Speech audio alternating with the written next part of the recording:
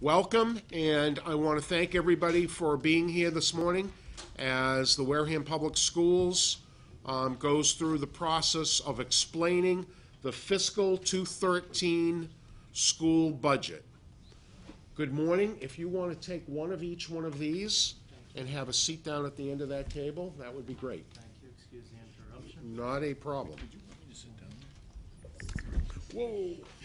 Okay. For the sound. Now, what am I aiming it at? The laptop. The laptop. Okay. The center button. Maybe because the angle, it might not be picking up the Perhaps angle. because Yeah. this is on that Yeah, side. yeah. Wait, Terry's gonna get it for you. Yes, that would be a problem. Or I can have somebody sit there and push the button. See if Ah. it works now.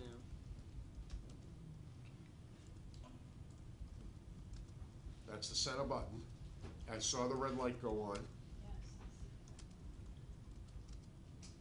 Does it have to be enabled?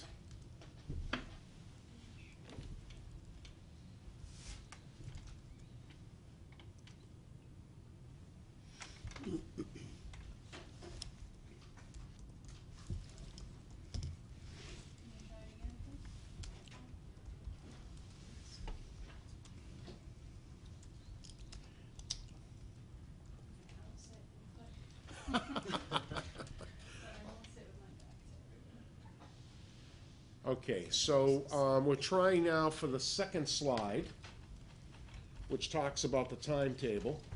And December 8th and 9th, all of the site managers, being principals and directors, came to the superintendent's office and met with the director of operations and finance, as well as the superintendent, and our executive assistant, Michelle Ruiz, and one member of the school board to go through their budget presentations.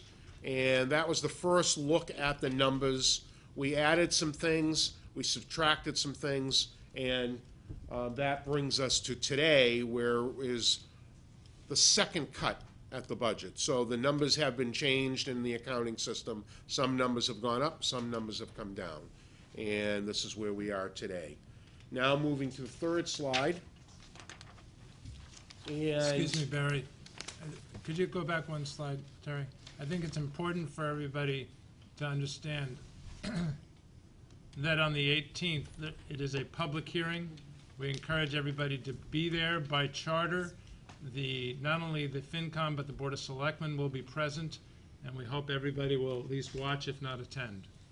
yes, and that is, there are actually, that is an opportunity after we go through, like today, but it will be a shortened version of me presenting the entire budget.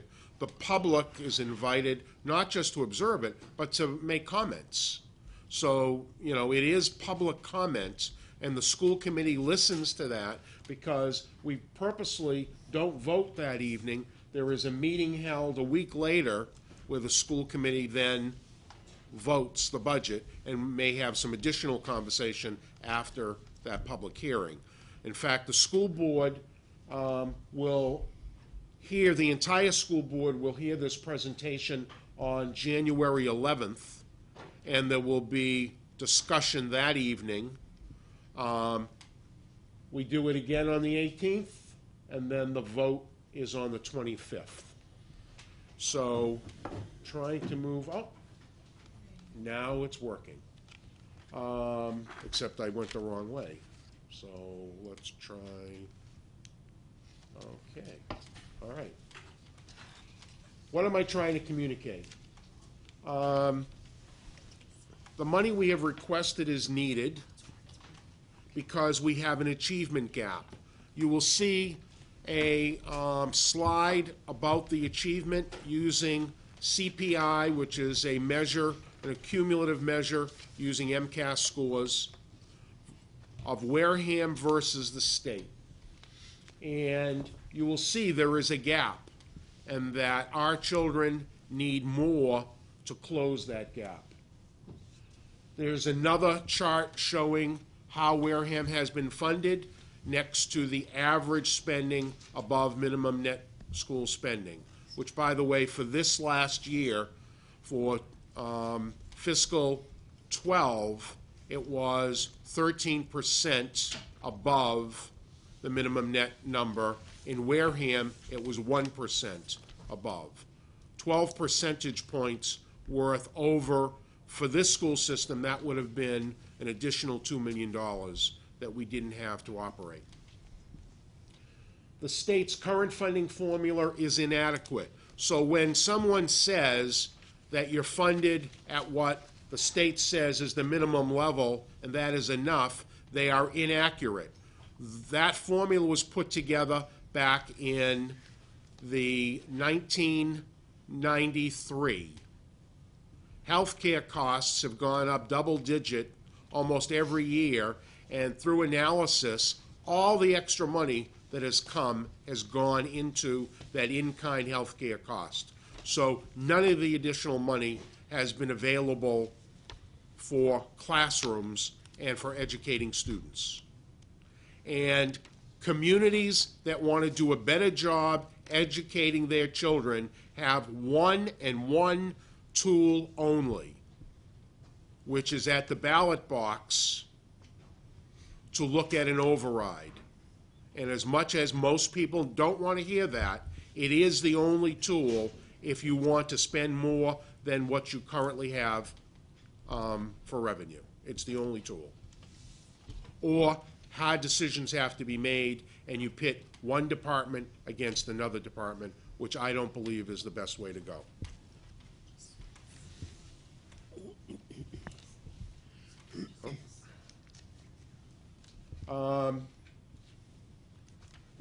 All right, here is the picture that shows you the gap in CPI of Wareham versus the state, doing better in ELA Same much the than in math.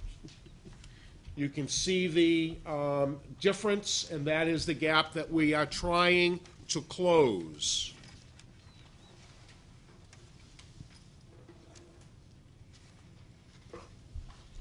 Here is the gap in funding from 93 through 10 on this, but I've told you about 11, which is the same. The gap is even larger in funding than the gap in student performance. And in my mind, the only way we are going to be able to close the achievement gap is to do something with the funding gap. 1 year ago, I proposed how to eliminate the achievement gap by fully implementing an RTI program,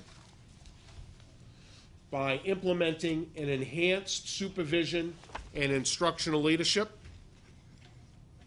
and implementing the Mass Core curriculum at Wareham High School. All right, what have we done since last year? And what do we need to continue to do?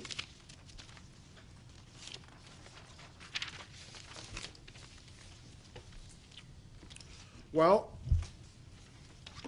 2 half-time instructional leaders were hired for both of our elementary schools last year, and that position was put in to add additional people to observe classroom teachers. That's about supervision and evaluation. By June 30th, our K through 6th grade teachers will have all had a 36-hour training course in response to intervention, and our 2nd through 4th grade teachers will have had coaching during the year while they were implementing this RTI program. The next steps of how we implement this more fully to carry out our mission is to take those half-time IL positions and make them full-time. That's at the cost of 2 FTEs, 1 at each of the elementary schools. So you take the 2 half-time positions, you make them 2 full-time positions, and it costs you an FTE at each of the buildings. One full one? One- Versus a half. I have 2 halves, Yeah. and now I want to make 2 full Right. by adding 1 FTE. Oh, okay.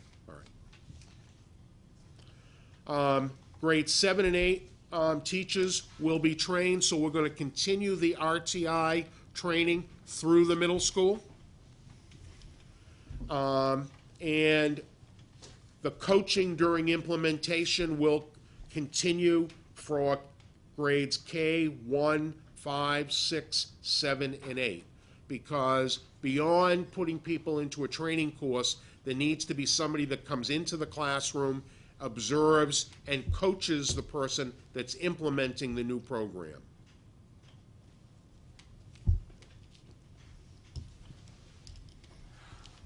What we've accomplished. Wareham was chosen as an early adopter of the new evaluation regulations for teachers, administrators, and the superintendent. Our Joint Labor Management Committee made a presentation to the Mass Association of School Committees regarding our pilot evaluation program. And we have ongoing training for our instructional leaders and department heads by a consultant from Research for Better Teaching. What needs to continue is that the Joint Committee, Labor and Management, continue to work on making our pilot system be totally compliant with the new state regulations. We need to then send those recommendations to the Department of Education, in which they will give us comment back. They'll vet it to see if it fits. And then we need to continue the training for all of our administrators with the evaluation program to make sure that it is consistent and fair. And I want to make sure that I'm not making an assumption, but very clearly what I'm saying is I believe that classroom instruction will improve and student performance will improve if we have the proper supervision and evaluation. And that's what this program is about with the instructional leaders and all of the training.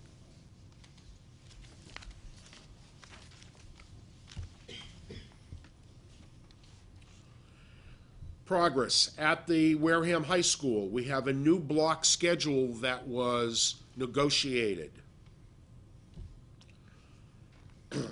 If you either watched or attended the school committee meeting of about a month ago, and you saw that we had 16 or 17 teachers come and speak during public participation about their uneasiness with the middle school schedule. We have an MOU with the Teachers Association about the creation of a new schedule for the middle school.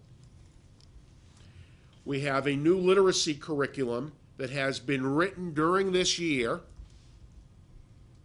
and is being implemented by, we have a group, a committee that has been writing this of teachers under the direction of the Director of Curriculum, and that's an ongoing process.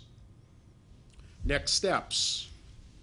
The high school feels it needs an additional math teacher in order to make their block schedule work and have class sizes be where they need to be.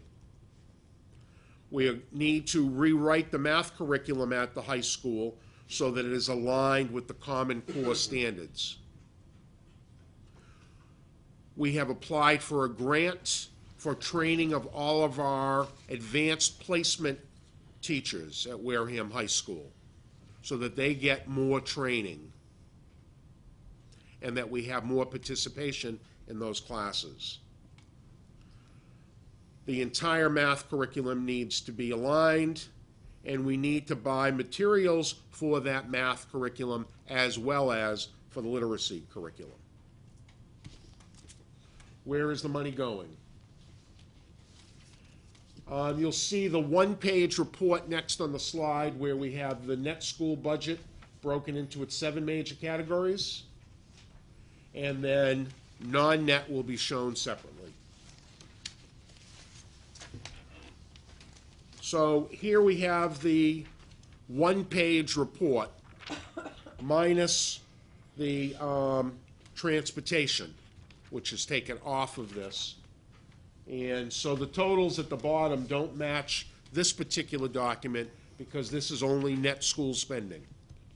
So, again, if we look at it, the major places where this budget has increased is in instructional services, in operations and maintenance, and payments to other districts. And through the course of the day, each of our directors and principals are going to try to explain where items have gone up in their own budget, and then afterwards I'll tie it back to this net school spending budget, but I'll break it out by each one of those subcategories, so district leadership and administration, which are the 1,000 accounts, instructional services, student services are under the 2,000 account, operations and maintenance, 3,000, 4,000, insurance and retirement is the 5,000, and then we have leases and payments to other districts, which is the 9,000 account. So, again, all of these documents come together, and we will go through all of them. So, at this time, since we started a little bit later, I would like to continue and go to the second PowerPoint, which will bring up all of our directors and coordinators and principals.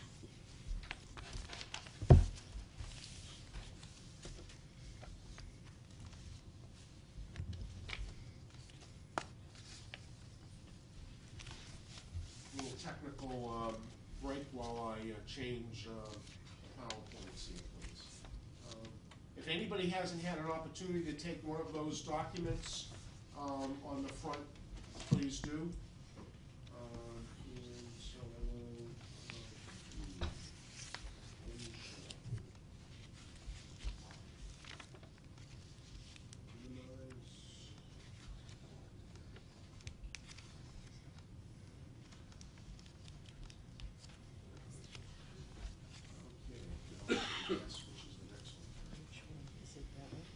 Just numbers them randomly. It's a different version.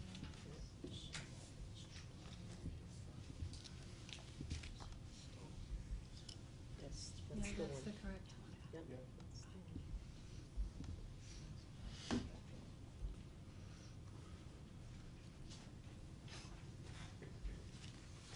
So Terry, do you want to speak from where you are? Sure, that's fine. Is that going to work for you, Christian, if Terry talks from there? That's fine. All right.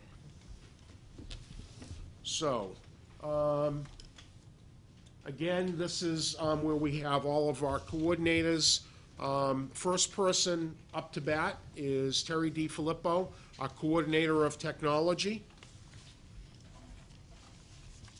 All right. And Terry is going to talk a little bit about Class B, A, and C computers. First, I wanted to thank everyone for this opportunity. It's the first time that I know of that I've attended one of these meetings to inform people about the state of technology at Wareham Public Schools. Each year, we're required to report to the Department of Ed on the state of our computers. They ask us to classify them. They defined the classifications in the year 2008, is the most recent time they've done this. I think that's important to note. More than half of the computers in Wareham Public Schools have been classified as Type B, which is an average functioning computer. That was in 2008. And to define the type B in 2008, they were saying that a multimedia computer capable of running most software except for the latest video and graphics programs. Okay, and again, important to remember that that was as of 2008. So they weren't even expecting it to be able to run everything that we need to use in 2008, and we still have over half of our inventory are Class B computers. You can see on the table here that we have approximately 1/3 of our computers are classified as high-end, which means they are, for us, up to 5 years old, not older than 5 years old at this point. Half of our computers are 5 to 7 years old at Class B, and we have a number of Class C low-end computers in our school buildings that are more than 7 years old.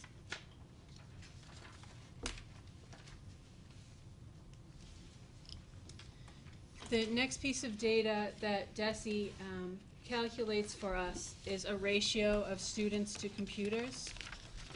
The goal that they would like all school systems to have is a 1-to-1 ratio, 1 computer for every student in the district. They break it down by type. It's a little misleading, I believe, because some of the schools have many more computers than other schools, but they take it as a district view. So at the current time, for our high-end computers, we have over 8.5 students per high-end computer in our district. If you combine the high-end with the medium or average type B computers, we have a little more than 3 students per type B computer. And if you combine all 3 A, B, and C types, we have a little over 3 students per computer in the district. Again, working towards that goal of a 1-to-1 environment.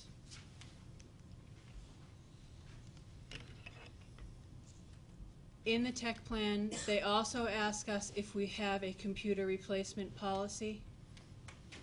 We do not currently have one. We are proposing that it be to replace 20% of our computers each year across the district. That would be approximately $150,000 a year.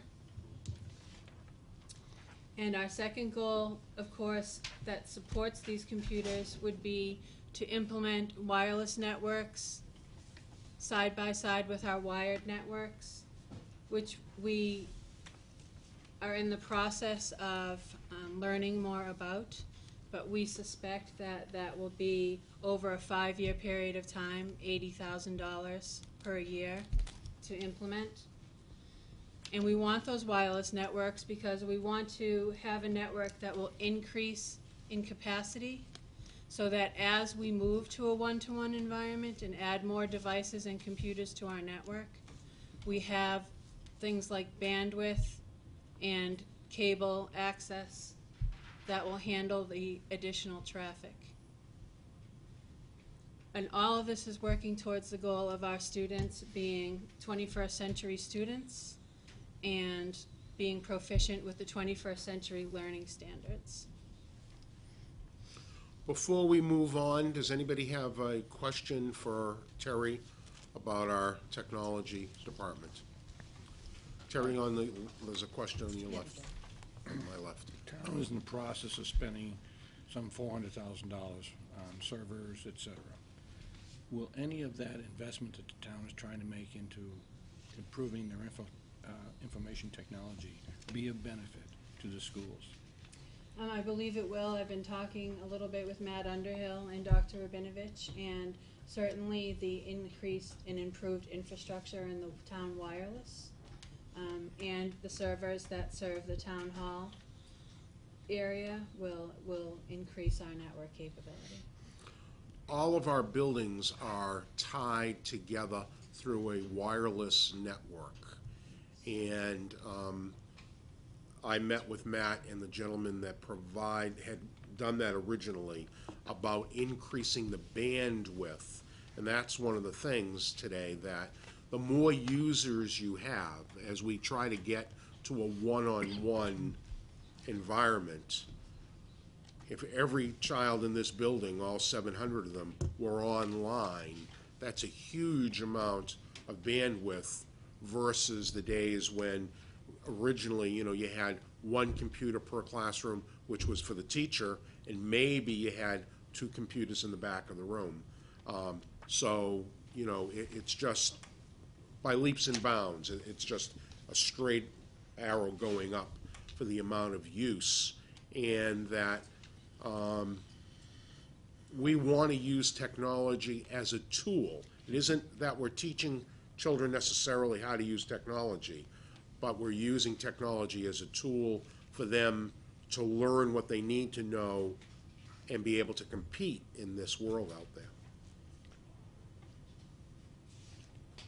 Will the increase of laptops that students have access to now at home have an impact with you here at school in terms of them using it within the building, or is that going to be restricted?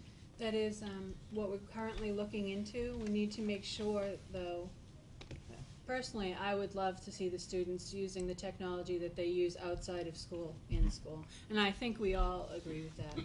But what we need to make sure we have in place first so that it is successful and that they can use these as learning tools is that we have the infrastructure to support it. So, for example, if we have a laptop cart right now with 15 laptops in a classroom, that's 15 laptops accessing the internet using our bandwidth on our network. If it were to be 25 laptops, because a number of students were allowed to, bring them from home, we need to make sure that that's going to work for them. Thank you very much. Any other questions? Thank you very much, Terry. We're going to continue now and talk about Wareham Middle School. Mr. Gilmore, the principal of Wareham Middle School, is right here.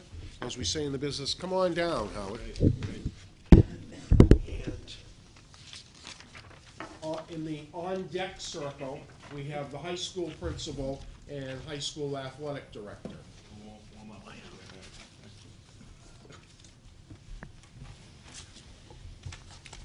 As Howard is getting ready, if you look at the slide, you can see that is the building that we are in today. And if I can remind people, in 2002, we began a building program for this particular building, and through a debt exclusion.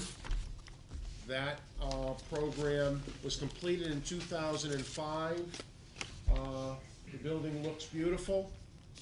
The building is paid for. The additional money on people's taxes, I believe, has stopped, and for that debt exclusion, and paid for in 5 years. The state ponied up its share. 75% of the money was paid almost immediately, and then after audits, they paid the rest of the money. So we received 89 cents on a dollar for this building, which was, in my opinion, a wise investment. But I was the principal of the building at the time, so I would say that. So, Howard, it's all yours. All right, thank you for allowing me to be here. The probably the next slide would be that pretty much indicates the areas of impact as far as the middle school is concerned in the budget. And you can see that there is the text and instruction, there is a 21,000 decrease, but instructional supplies are up. And then the rest of the increases, with the exception of and I guess we could put the copier lease in there, pretty much have to do with technology. All right? And the following slides will explain where that money is allotted. Yep. First is the instructional supplies. As I said, the textbook account last year was a year of purchases of some texts, and this year it's supplies, workbooks, And therefore, the overall, if you look at those two accounts, the textbook is down 21,000, but the instructional is up about 8,000, so still a decrease. Computer supplies, Terry said it's 7 years old, I said 8. But the intent is to replace the computers that are in the lab. We have a lab for instruction and a lab in the library. And the intention is to replace the ones in the library. They're very, very slow. They do not have the capacity to deal with the programs that we have that we want the children on. Where one is an instructional lab, other classrooms can't access that because that's in operation for the entire day, doing a course called the 21st Century Skills for all 7th graders. We'd also like to purchase 4 smart boards. And the 4 smart boards, 3 of the 4 would go into math classrooms. And it's part of the math program for it to be interactive with the students, and that would certainly allow us to do that. We'd like to replace the 2 laptop cots that we have. Both of them are aged, needing a great deal of repair, and are very unreliable as we bring them into the classroom for students to access technology. The question was asked about the students with technology. We do have a grant program that's underway where in a 6th grade team, they are using iPads. Okay, so they're as part of a pilot program to see how students can use them within the day, within a program, and they are with them primarily with the math teacher, but other teachers are using them within that particular team. And then the purchase of 6 document cameras for use in the science classrooms. Okay. That's the purchases, and therefore the difference, and if you look at the increase, it's $56,891. If you remember from last year, I came in with a request of about $58,000 in technology, but as we continued through the budget process, that didn't make it. So in many ways, this is an updated request of last year to go forward, and certainly one of the major needs here at the middle school. Next slide, please. On computer maintenance, it's just, if you look at it, it tried to be more realistic in that account. We had $2,000, moved it to $5,000. We're having a very difficult time trying to stay ahead of the repair and the maintenance, both with the computers, but also with the printers that we have. So the overall emphasis, as you can see from the middle school budget, is one of technology and trying to upgrade the technology so that it will be more in line with what our students need. And the last increase and impactor in the middle school budget is the copier lease. Anna can probably explain that one probably better than I, but I think it's our 2nd year of the agreement, and it just simply is $31,000 that we owe for the new copiers that we have. So that's different than the $21,877 from last year. If I can, for the people who have come today, the 17-page document, if you go to 11. page 11 of 17, you will see all of the middle school accounts. So that running this particular operation is last year was $4,979,000. Dick. Just take one of each. Take one of those and one of those.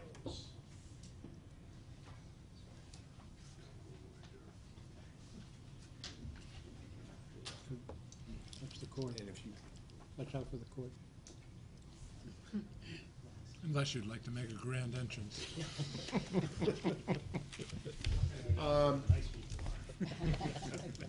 would anybody like to ask any questions of our middle school principal, Mr. Gilmore? This is your opportunity. Mr. Sweat. In business, technology is primarily used to enhance the productivity of employees. How is technology used? What is the cost justification rationale behind technology and computers in education? I'm sure you're not trying to enhance the productivity of students. What exactly why is it critical to your mission? It's critical because I think we're trying to teach students 21st century skills, of which one of them is the use of technology and the use of technology in the appropriate ways and for learning. And it does. We have a number of programs that we would like students to experience, but we do not have the capacity within many of the computers that we have and the programs that we have to run these. Could you give us a concrete example? Sure. We were in here the other day doing a geography program, and they were trying to call up for critical thinking worldview, something from National Geographic. We had no way of doing that. We had 3 or 4 computers that were able to do that and others that were not. We have to bring in a laptop that's over 10 years old so that each student can have at least something to be working with.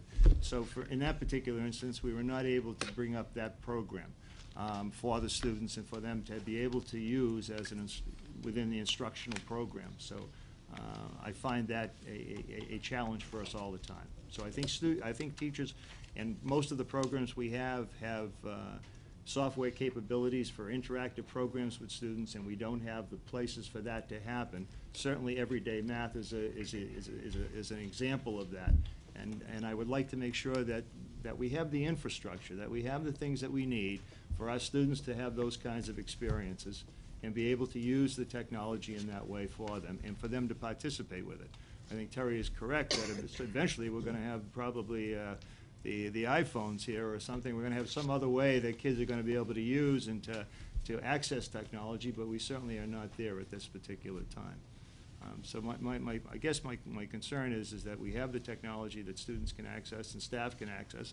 I think the staff gets frustrated when they go on and they do not have the capability, or it's down, or the network's down, or something else is happening, and their frustration in trying to deliver a lesson to the students as well. Okay, so it's a combination of both things, I think, Jeff, from my perspective. If I may, Mr. Sweat, I think it is exactly the same as business. It is to increase the productivity of students. Only productivity in education is called achievement. And our students are engaged with technology. And that is the medium in which they live. That is the medium in which they are going to have to be productive citizens. So I would echo Mr. Gilmore's words. It does increase student engagement, which both directly and indirectly increases student achievement. Any other questions? Thank you very No, much. I have a number, I'm sorry. Thank you. If I could, the first question I would have for you is, how does next year's enrollment compare to this year's enrollment? How many do you have? Similar. Pardon? Similar, Similar to within 5 or 10 students. within 5 or 10? Yes. My other question would come down to, I've noticed custodial services are up significantly when it comes to overtime and substitute, although the actual number for custodial services is down 1,200, you're up 21,000 in these other 2 categories. Could you just give me an idea as to what's happening there? I'm looking at the last, if you look at the last 3 accounts, you'll see what. So we're looking on page 12 of 17. We're on 1217, account the middle custodial substitute overtime? custodians and the overtime are an increase of some 21,000. I'm curious as to why, what happened. And I believe, I'll let Anna answer that for you. Yes, about 2 years ago, we started analyzing our overtime. Last year in the budget was simply, what we did is just took whatever allocation and just split it evenly amongst the schools. Last year was the year to collect the data and then examine the expenditures at the end of the year, and then planned for this year. These are more the appropriate amounts. So basically, we took one big pot. So it was unfunded, Yes, it was underfunded before in the budget. So with the overtime, so you'll see as we move to other schools, some other schools, it came down. And other schools, because the middle school and the high school have the largest number, they each have about 5 to 6 custodians on their crew, as opposed to an elementary school that maybe 3. You know, another one might only have 2. So in other schools, you'll see it go down, and in the larger schools, it goes up. The substitute custodial line, what I am doing is actually in the previous budgets, that has been one account. I'm implementing that same strategy to Okay. then There be isn't able one of those to right now. plan for Where it individual just goes schools. out. I mean, I hope it helps us to get a better grasp on individual site usage of subs as well as the overtime. So, and you'll see that right through all the schools. This is a whole new account. We took the huge pot, basically, Right, and broke it up. and we've done Right. that. So we'll see during the course of the day. Okay. My other question would be is, you notice that teacher salaries are down some 50,000, but sped is also up 37,000. So I'm wondering, there seems to be since we've only changed 5 students, there's a rebalancing there. Why is the sped up so much? Special ed, Special ed, right? which one are we looking at? Page 12, the very top account is an increase of 27,000, about 5 items down. There's the paraprofessionals for another 10. So this middle sped teacher salaries you're asking about? Yes, that's an Okay, increase of which is up 27, about and if you go down 5 27,000. accounts, you'll see there's also paraprofessionals in there for another 10. So basically, the classroom costs of the special education has gone up by 37 compared to That- the overall population dropping 50. The, Does that represent the ASD I program? believe that we have the same number of special ed teachers Yes, that we we do. had this year and next year. What this shows is there's a 1.5% collective bargaining agreement increase. Plus, we have some people who have gotten degrees, so they've gone from a bachelor's degree to a master's degree, which means it's a lane change, even though in this bargaining session for the contract next year, there is a freeze for steps. People are getting lanes, which means if they got their masters, they go up. So that's why it comes out to a 4%. And they were a younger group, so they've moved up All more. right, so we really haven't changed headcount, but No, we that's have- correct. we Headcount have- is at the all. same. But we've changed because of the lanes, which is not the way we But could do there it. is a head count difference, I mean, in the regular teaching account.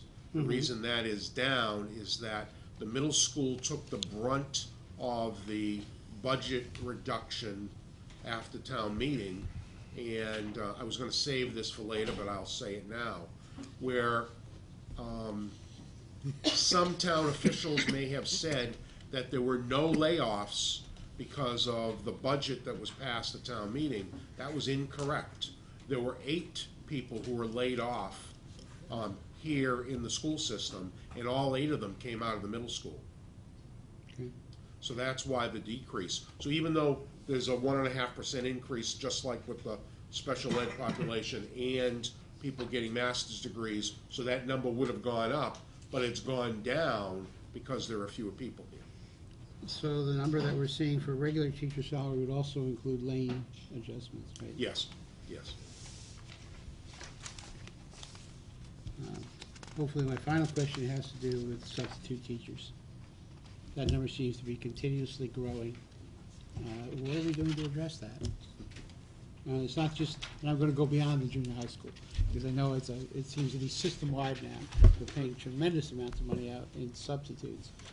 And I'm wondering, there has to be a reason, there has to be a cause, and I'd like to know, are we doing something otherwise, so I don't have to ask the question all day long? Substitutes are, we can categorize them into different pots. And here, under substitutes, you're seeing all the substitutes.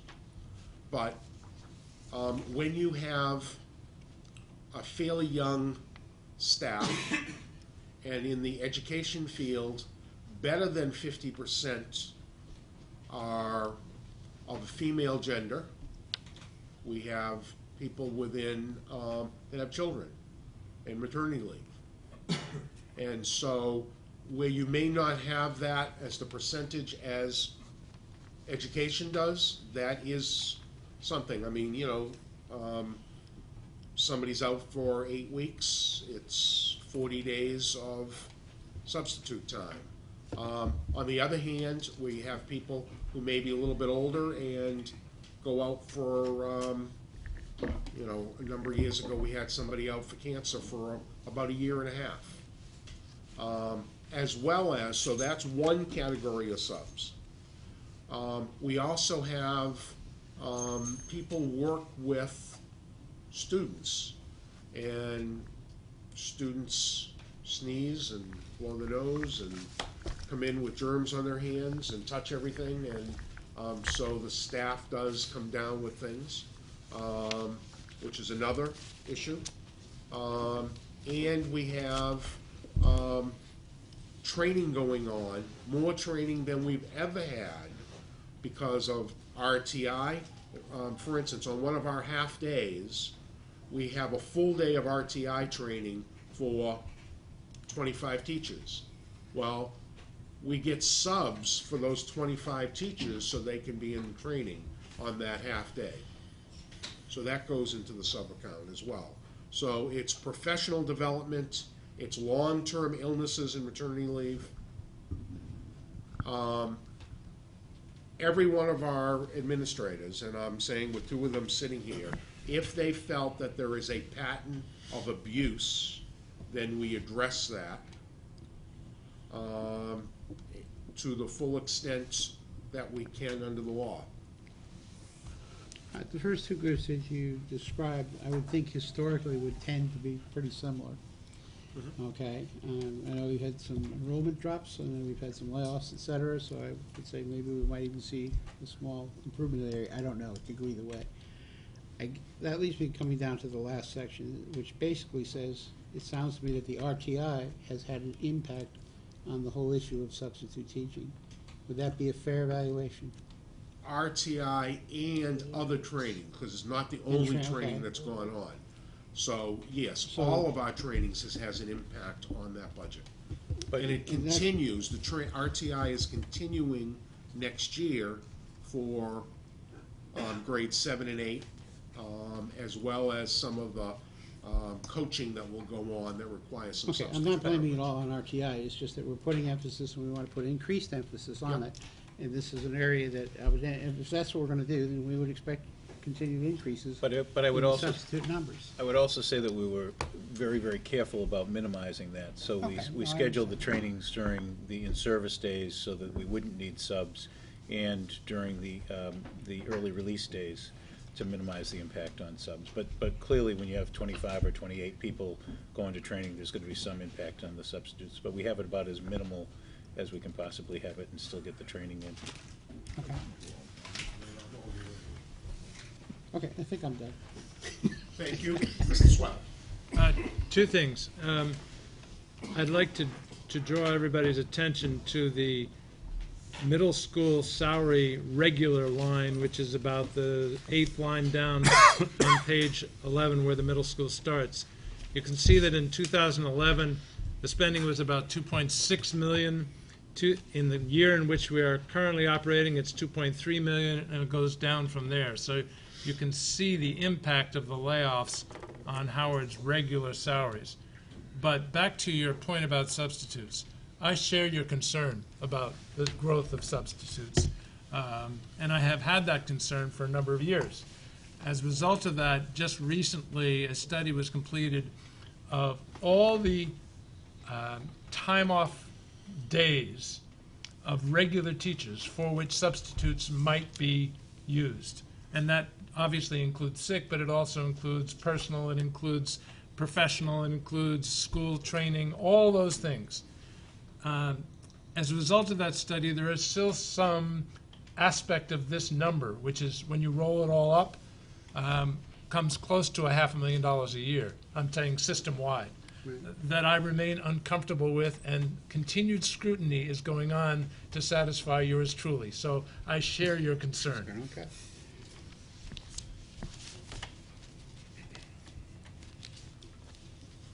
Thank you very much, Mr. Gilmore. Thank you. And now stepping from the on-deck circle into at-bat. I knew that you would. Our high school principal, Mr. Palladino, and Mr. Palladino, I'm sure you will introduce who's with you. Yes, today we have my athletic director for the Wareham High School, Mr. Mark LaRanger is here, and obviously when we get to the 3 athletic line items, he'll be able to answer any questions you may have on those athletic line items. So I guess we'll get started We're here. going to get started. I'm just grabbing for Mr. Paul. Sure. Who missed his opportunity of getting, so Mr. Paulson, if you would pass that down to Mr. Paulson, we'll have a 17-page budget as well. Thank you very much. Your generosity is much appreciated. You're welcome. And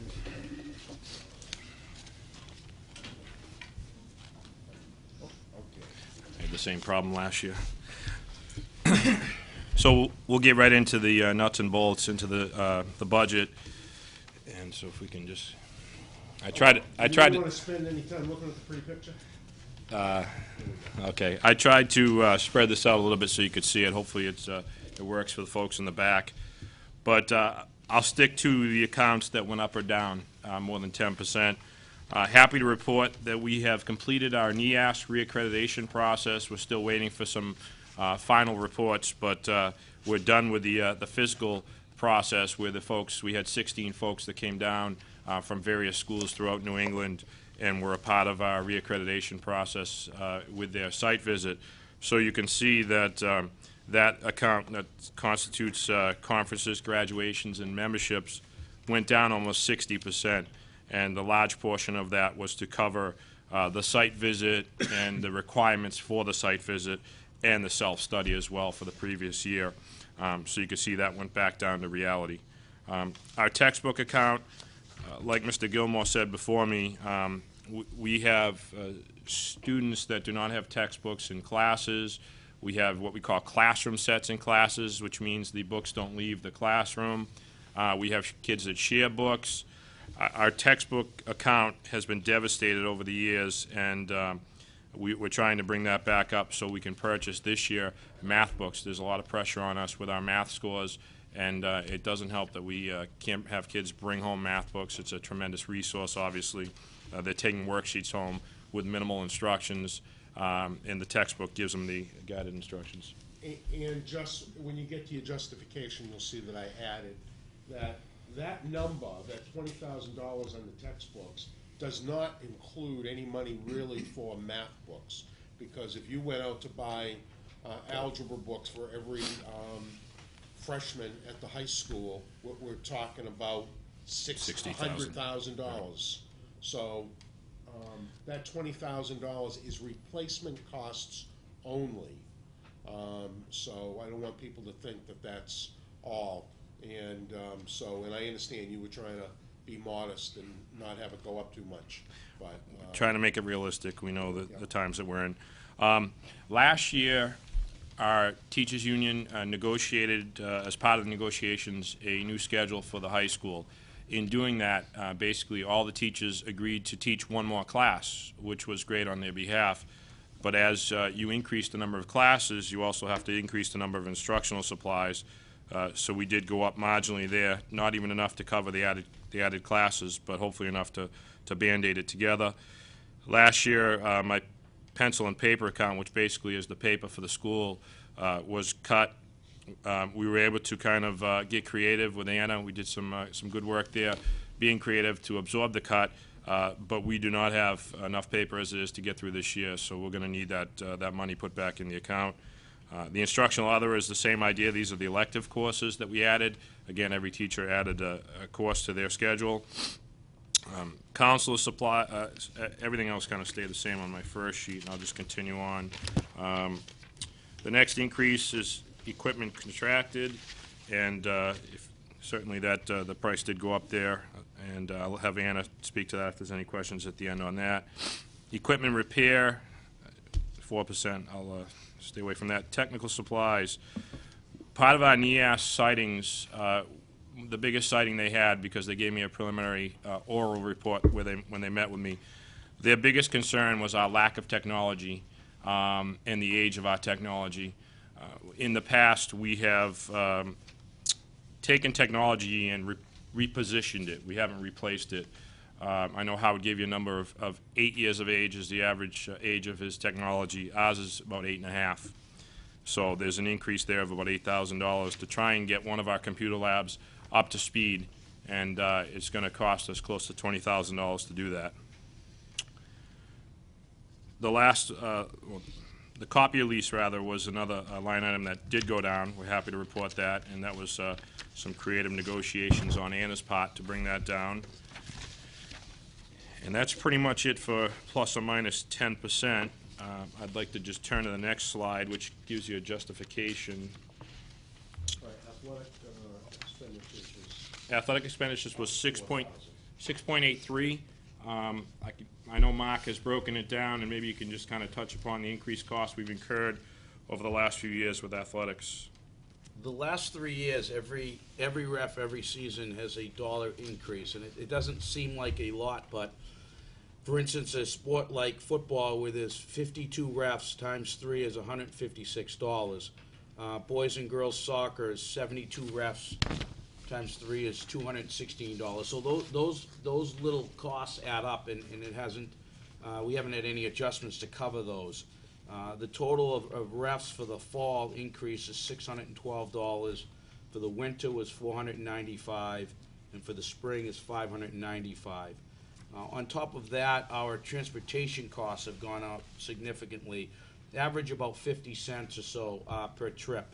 And it's, again... Per hour. Per hour, per Right. trip, yeah. So again, football, cheerleading, 30 buses, $90. Boys and girls soccer, 22 buses, $66, so on and so forth. Our other high-end expenses that have gone up, our trainer has gone up $988 in the past 3 years. Ice time for hockey has gone up about $10 an hour. I averaged it at about 50 hours, which is about $500 increase the last 3 years. And fees, MIA fees, and our conference fees and things like that, right around $200 of increase, for a total of $4,161. And that's to stay, even. That's to stay. Right. That's to stay, be able to pay our bills and to stay even and on task. And as we talked about, I'll just kind of refresh here. The textbook account, we're looking for an additional $4,000 to purchase some new books. There is a new math requirement for our students with the Mass Core. That we are now required to have a 4th year of math for our students, where before there was only a small group of kids based on their MCAS scores that did need to. see what I added. Yes. Instructional supplies, as I mentioned, we did have the schedule change, which the great thing is we have classes that we can offer our students that we didn't offer before, and the class size is actually reasonable, but we do need some more money for supplies to make sure those classes have what they need to be successful. As I talked about with the paper that was cut last year to make budget, I can't absorb that this year. The closet is empty. Instructional other, these are the elective courses. Again, same thing, we're offering more courses. I offer another wood shop class, I need more wood. I offer another plastics class, I need more plastic. Okay, I offer another art class, I need more paint. I offer another ceramics, etc. And it goes on and on. The tech supplies, we're going to be cited, okay, and we may be placed on warning, and I need to be proactive. Our technology is not there. NEASC is our accrediting institute that allows our kids to apply to college and to gain entrance. And without the technology and without these kids, I know Howard mentioned 21st century learning. These are the type of students they're competing with, the kids that are computer savvy, that have this in their classroom. Okay, I've got labs that I can't bring classes to because we don't have enough computers. It's sad, but we try and get by. And the frustration on the teacher's part, they create this awesome lesson, they're going down to the computer lab to implement it, and half the computers aren't working because they're 8, 9, 10 years old. And again, these are the kids that we're going to be going off into college, and we want them to have those skills to be successful. We want them to be able to compete with neighboring towns, and we can't right now. So hopefully this will be a step in the right direction. There are 3 additional requests, and this is to cover some things that are required. I mentioned the math teacher, the Mass Core, rather. We're going to need a math teacher to cover that 4th year of math. And currently the requirement is 3 years of math. So there are 60-some-odd kids that are seniors right now not taking a math, and those kids are going to need a math for next year. We have an inclusion class. These are for students that have IEPs. There are a large number of students in inclusion classes. In the past, we were lucky enough to have teacher assistants. Those were cut.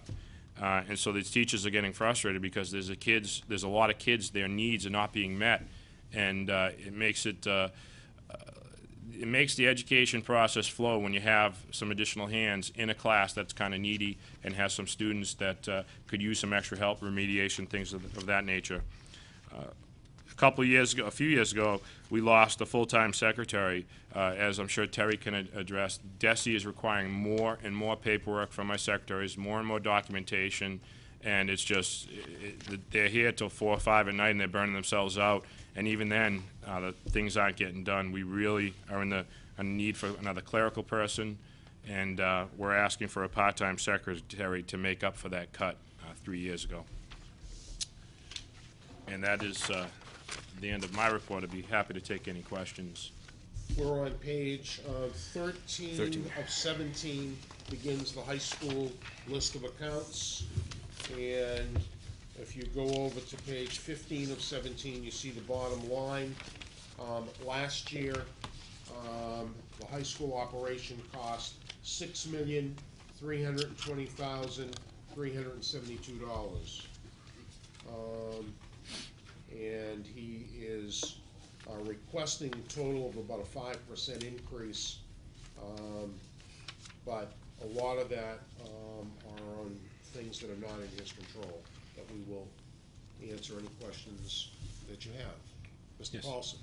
I have 3 questions, and they're really kind of not related to one another. One you didn't touch on, I noticed the heating bill is up substantially. Mr. Paulson, can you grab under that microphone?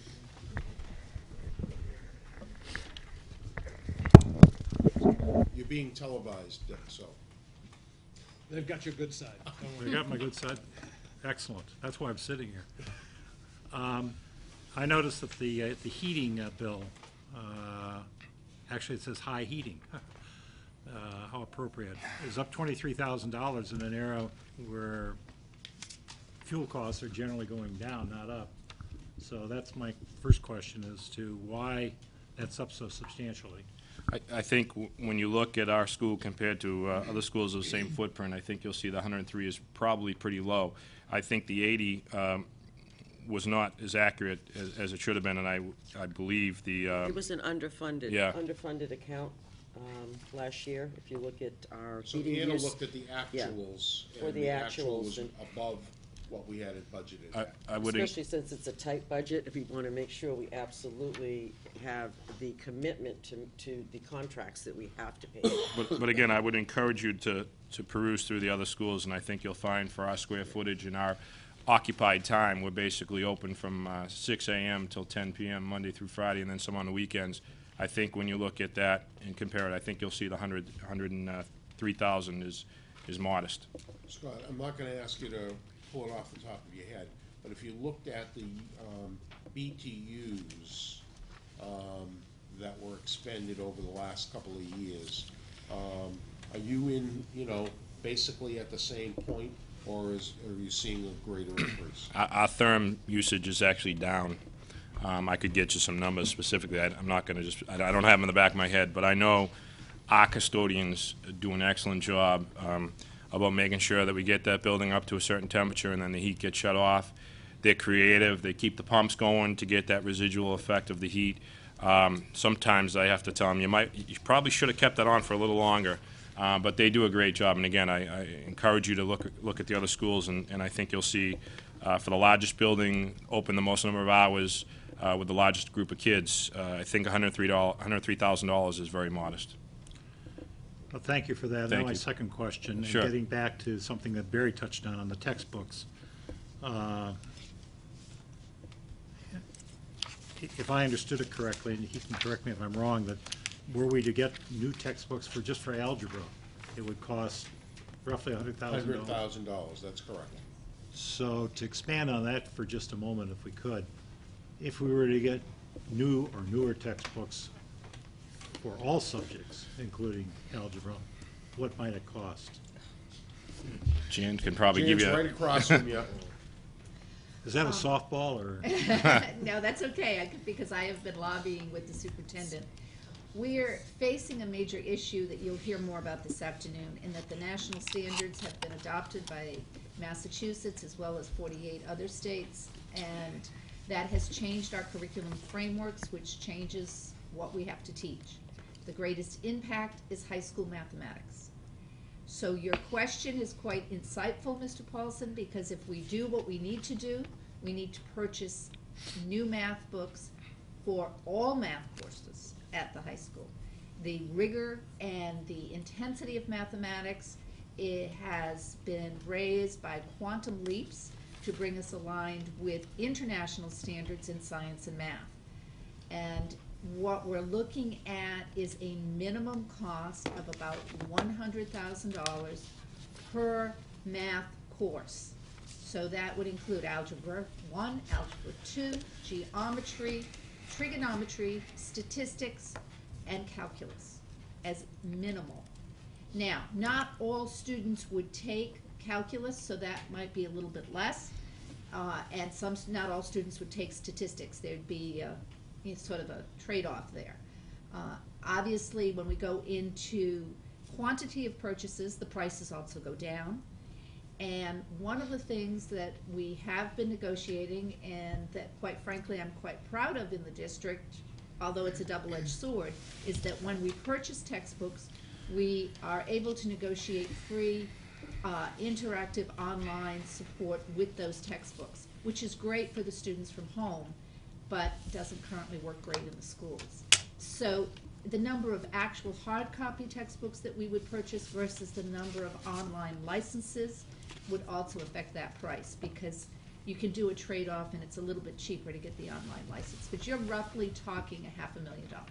For all subjects, including social studies? Oh, no, sir, just for mathematics. Well, that's my question. You want every, Yes. all right. History, Just if you have a ballpark number.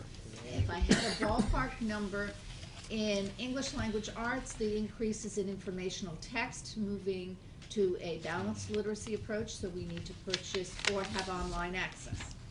I would say you're talking in the neighborhood of $1 million For everything.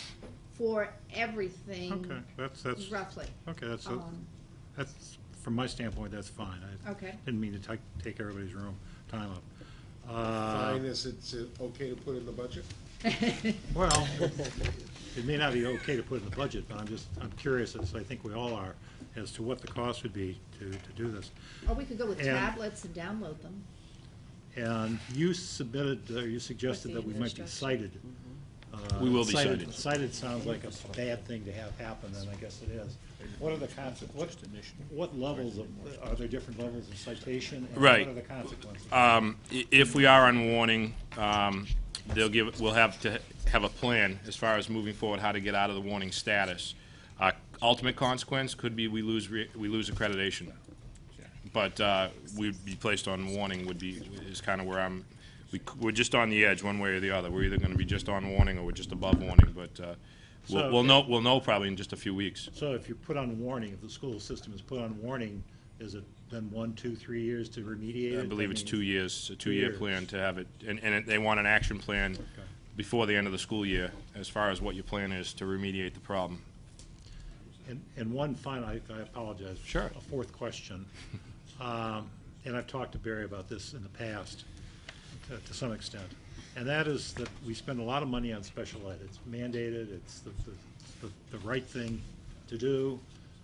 And I have no objection to that. Where I do have an observation, though, is that I've always wondered how the money gets split up. Is it a bell curve? In other words, we spend 20% here for special ed, and over here we spend 20% for our very best students. Or is it skewed in some way? And that's really what I believe it's based on need, but I'd like to turn it over to Mr. Lazan because he's got Yeah. the best pulse on that. I don't know if there's an easy answer for that, but you know what I'm Well, if driving you don't at. know there's an easy answer, I don't know there's an easy answer. There isn't an easy answer when you're looking at a comparative between enrichment programs, for example, and Right. special education programs, primarily because one is an entitlement and required by federal and state law, and the other is not. I think you're going to hear as we go along that there have been a number of things put in place this year to do more for our children who really need some of the enrichment and challenge activities. But the proportionate share of special education across the nation, really not just across the state, typically is 20 to 25% of the school budget. And the control factor in it is how much of that money can you spend within the district to provide programming in the district where you have control over hiring, over the quality of the programs and so forth. And at the other end of the spectrum?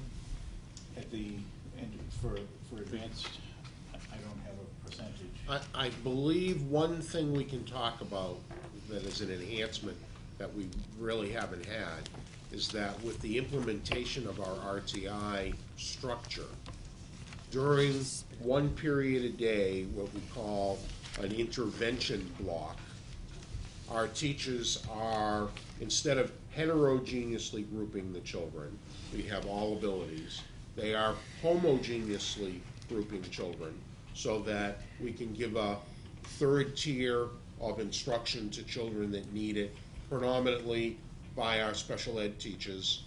We have a tier 2 kind of in the middle by some of our teachers, and then we have a challenge group, the group that has already mastered the material and now can be challenged to move beyond and deeper into the curriculum, which is something that is now happening. So that is one way we are helping to take care of our what we would call gifted and talented population. We Jan, have I think, additional has another. programs for gifted and talented and highly motivated students. Dr. Rabinovich is absolutely right. The RTI has lent a structure to enrichment programs. However, we have been offering programs to students in the elementary schools through Great Books, which is an accelerated literature program. At the middle school, and high school, and at Mindon Elementary, we have Destination Imagination, which is an innovation, research, and design program that is part of a competition, largely and predominantly handled by teams with lots of parent volunteers, as well as our teachers who coordinate it, mostly after school time. Our global education has expanded. We have all of our math teachers at the middle school trained in pre-AP math in the first year of training, and that will be continuing, and we will be adding pre-AP science training for our teachers to expand those enrichments in the middle school. At the high school, we have AP for our most accelerated students.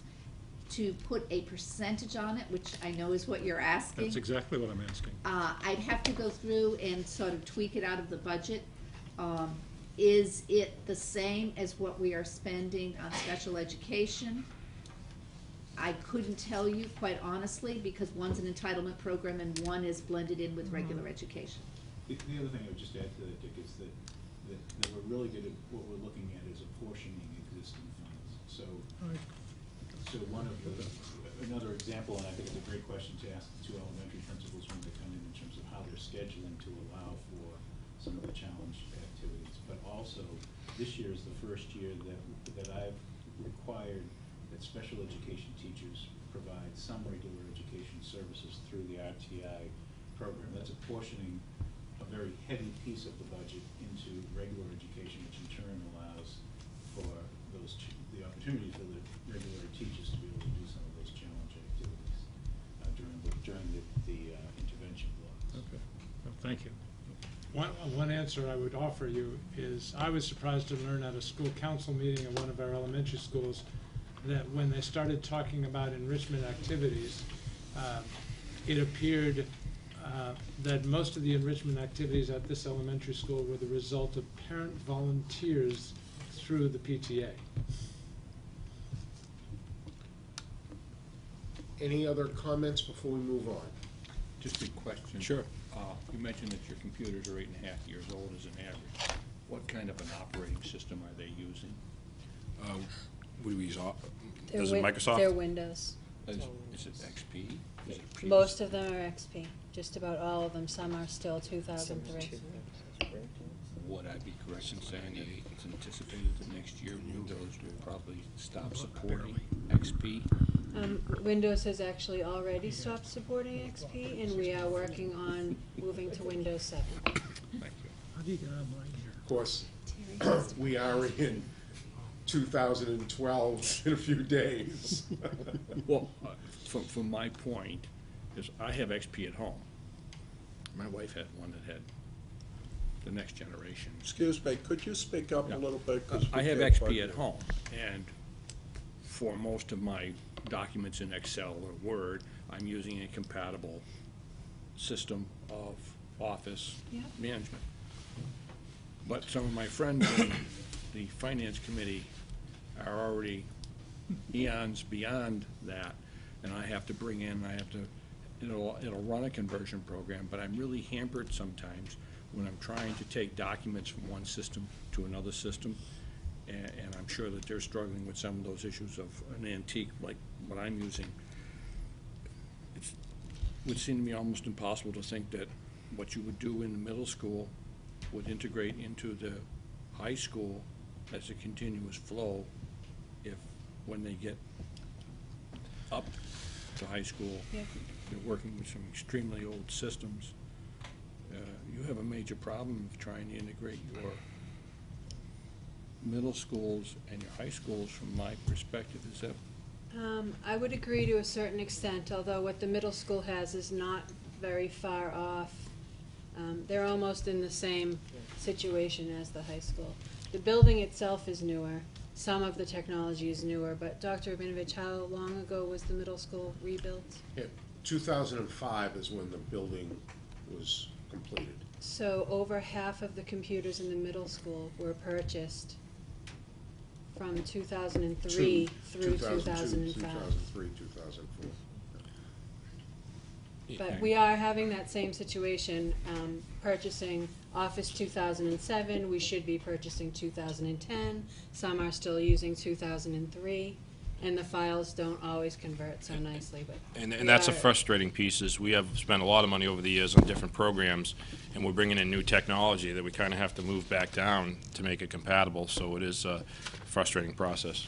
As one of the goals on Terry's technology slide, it talked about the ability, building capacity for the traffic, the idea for how many users are on and what they're using, so that if we can get into a cloud situation where everybody could go and access whichever program we bought for the cloud, hopefully 2011 Office, and then everybody would have access to that, instead of downloading the program on every single machine separately, particularly as we get more users and more devices. You know, our technical staff of 3 people can't keep up running from building to building to do it. So you need a location, but there are steps that we have to go through to get there, and it's gonna take us a while, unfortunately. It isn't turn a switch and spend the money and get it done. It's not just the money, it's also finding out what has to be done. I mean, we can't move ahead with these until we figure out the wireless part, and the wireless can't work unless we have the capacity built. So, you know, you have to build the foundation before you build the house. And so, I don't know about anybody else, but as Dick asked the question and they said, whatever it was, $2 million for the textbooks, well, why not get everybody one of these? We'll download them on here. Great, except if we did that, none of them would work. And then what would we look like? So we have to make sure that infrastructure is in place, that it is workable, and we need to scale it up. And then, when we get to that point, then we'll be coming to capital planning, to have a capital plan to replace, because that's what this is. At one point, we talked about probably $200,000 a year for 5 years to replace everything in the system. It's down now because the price of these things have come down, so you saw in her slide, it's $150,000. But, you know, that's competing for other capital needs at this particular moment, so we're not there asking for it this time. I would like to propose a 5-minute recess, so the high school can move on and we can bring in I do minor have one quick forest. question before you break though. Yes, The two more change, the questions. change in enrollment and the change in full-time equivalents for instructional personnel. Right, the change in enrollment is maybe plus 3 to 4% is what we're anticipating. We have a fairly small senior class, and we're anticipating a rather large freshman class, so So how much is 3 to 4? I believe we're looking at about 40 to 50 more kids next year. My other question was the full-time equivalent from the instructional staff. Are you adding Have we added anything? in No. your budget? No. Yes, Just the the one math Just person, I'm one? sorry, yes, the one math. So you're plus one full-time equivalent. Okay, well, All right, thank you. Was there a halftime, I thought you mentioned. There was a that. halftime secretary, and I was looking for I two. did not add it to the budget. You did not, okay. Mike, I have two questions. I'm their filter. Otherwise, it would be 15% more we'd be asking for. I have two questions. One is, on the high school substitute teacher nursing salary line, I don't want to dwell on this, we've already talked about it.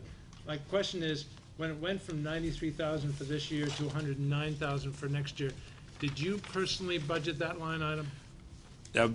Basically, my understanding is, no, I believe Anna did it, and it was underfunded, and so she adjusted it so it would be a But match. you didn't come up with your needs No, for that line? No.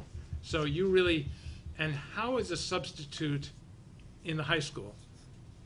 If a substitute is paid, Right. how does it happen in the high school? What causes that to occur? There'd have to be someone out that they would be replacing. Is it something that only you have the authority to do, or who has the authority to actually call in a sub? I have a dean that deals with the subs, but I have to sign off on them every day. as to- After the fact or before the fact?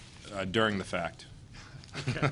When you say dean, one of your 4 deans? One of their. That's one of their responsibilities? Right, right. They all have That's one. interesting. They I all have never one. knew that. They all have one responsibility outside of their teaching and discipline. Oh, so it's not 4 deans that have all, one of them, one Right. of the 4 deans has the responsibility for subs in the entire building? Right. And so one does all the subs, one deals with attendance with the courts. They all have a job outside. Got it. I think I understood it correctly. Okay. Interesting. Okay. So you don't budget this line item, so I won't question you on it. And I believe our attendance rate was 96-point-something%. So our teachers are on the job, doing the job, unless there's, as Dr. Binovich mentioned. That is in fact the curiosity behind this number. Right. I actually don't have a problem with the attendance of your staff. All right. I have a problem with the use of subs.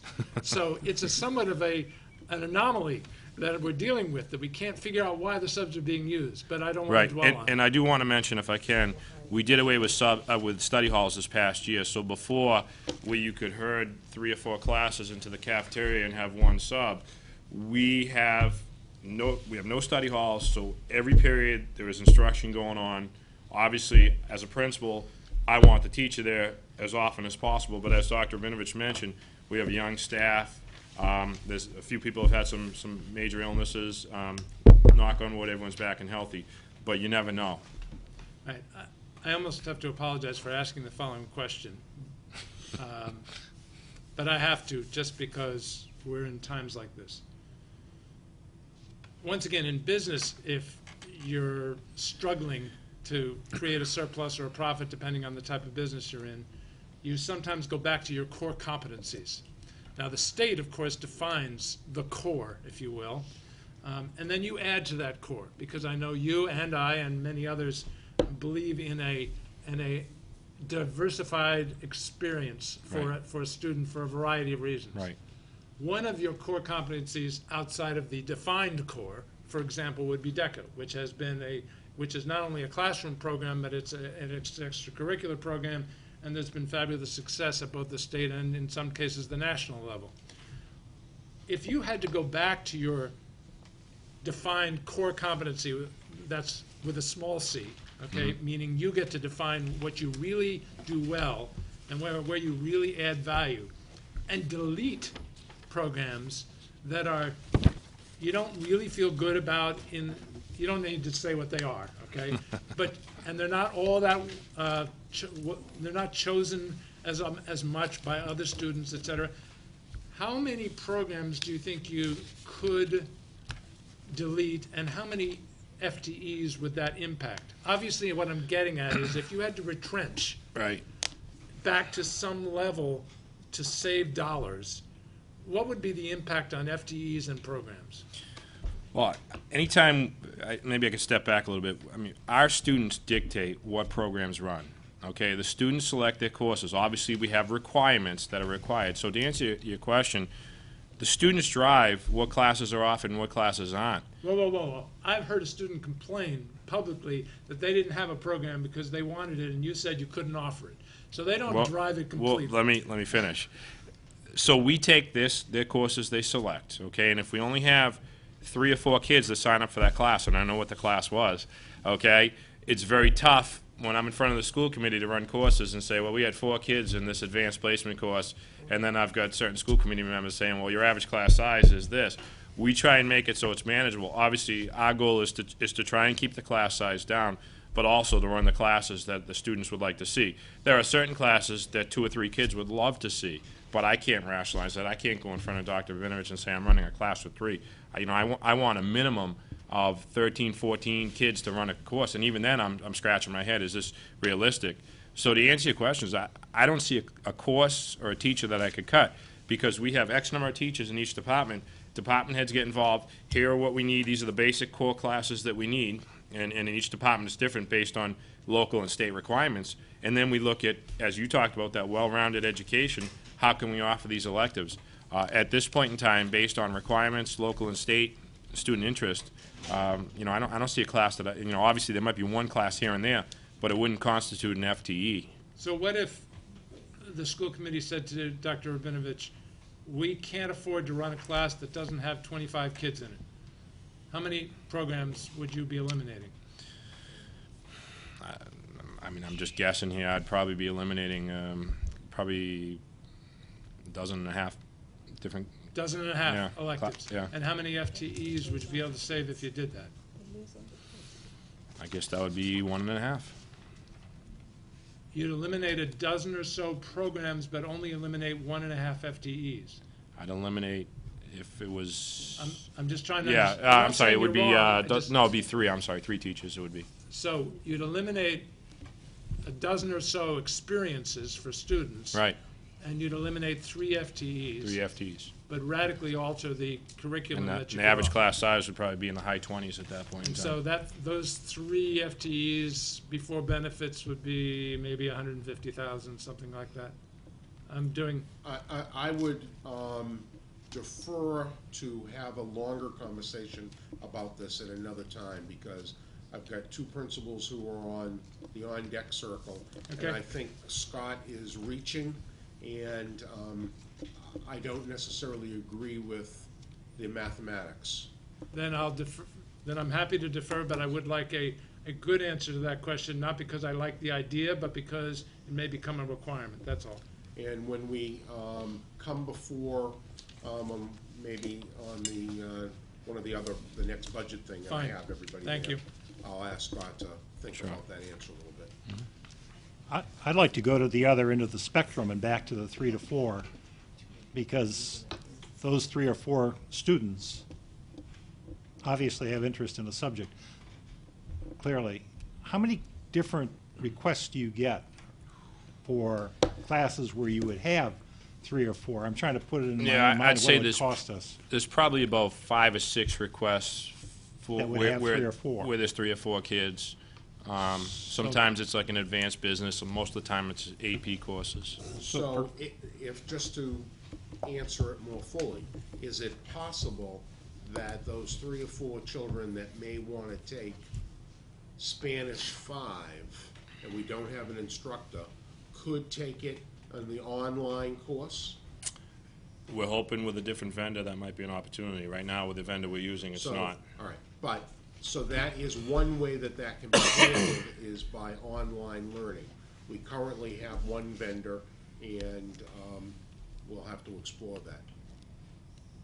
Okay. Thank you. All right, at this time, I'd like to call a 5-minute break, have our elementary principals come on down and sit at the table and set up, and we'll be ready to go. Restrooms, straight out the door, And before you go down the stairs, there's a gentleman's and a ladies' room. Take some refreshments, please. We have provided some coffee and.